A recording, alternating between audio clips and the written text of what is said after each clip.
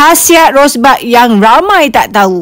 Ia sangat bagus untuk wanita yang selalu senggugut. Dia juga dapat melancarkan haid dan masalah rahim. Ia mengandungi antioksidan dan kandungan vitamin C yang sangat tinggi.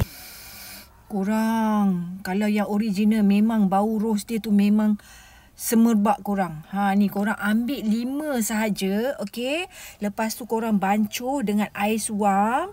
Biarkan dalam a few minutes. Korang minum suam-suam.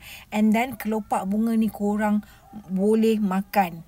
Kalau korang biasa dengan petua orang lama, makan kelopak bunga ros, korang akan sentiasa wangi, sentiasa awet muda.